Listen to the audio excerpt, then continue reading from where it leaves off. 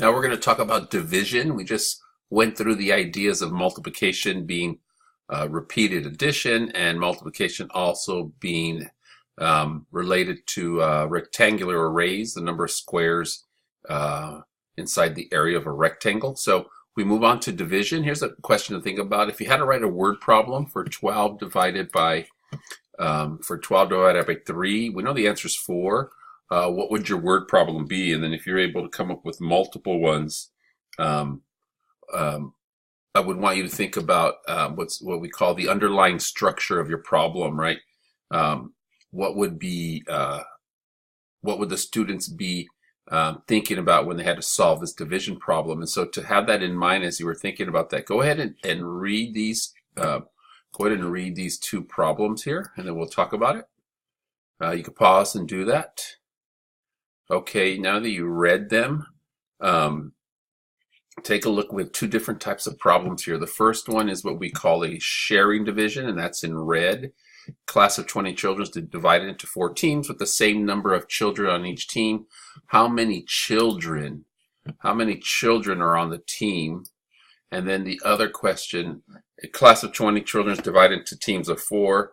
How many teams are there? Versus in this case, how many children are there? And so one case we're looking at the sharing division right here. It's the idea that you're sharing out amongst a specified number of groups and are asking how many objects are in that group. Versus a measurement division is measuring out a specified number of objects to be in each group, asking how many groups are there. And so there's two slightly different questions there. And so we have an assignment in class where we go and we talk about that, and also an online assignment. But let's go ahead and look at some examples. First, there's a visual of that, right? You have visuals, 20 children in 4 teams, right? How many children in each team? Here are 20 children, 4 per team. And then in this case, again, there are 5 teams. If you have 4 teams, there's 5 per. If there are 4 per team, how many teams? 5. And so we have those two different examples to take a look at.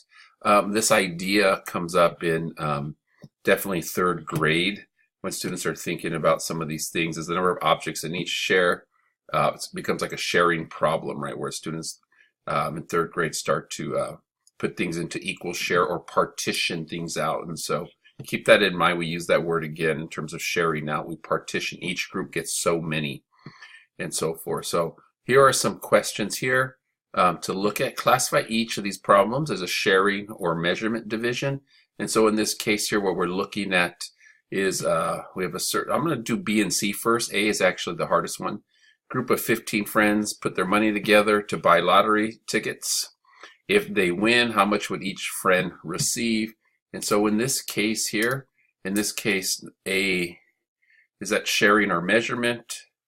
And this is a sharing, because out of all the 15 friends, each friend is going to get a piece of that.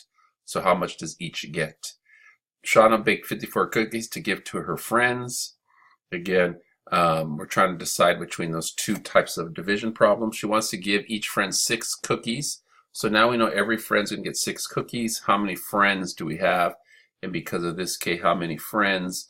This one turns out to be a measurement division problem in terms of that. This other one's harder because of the physical graph of this in terms of a certain or the physical aspect of it. You have to imagine it.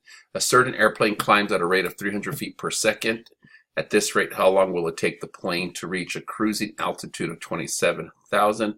So the picture is you want to go up 27,000 feet, right? And we know that it's 300 feet per second. And so in this case, every second we're going up 300 feet.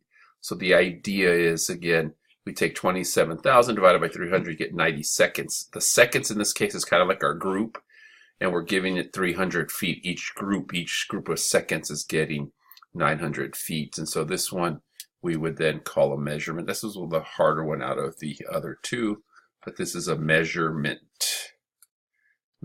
division problem. And so in homework, you got to practice that. There's also an assignment, so we'll have to look at that.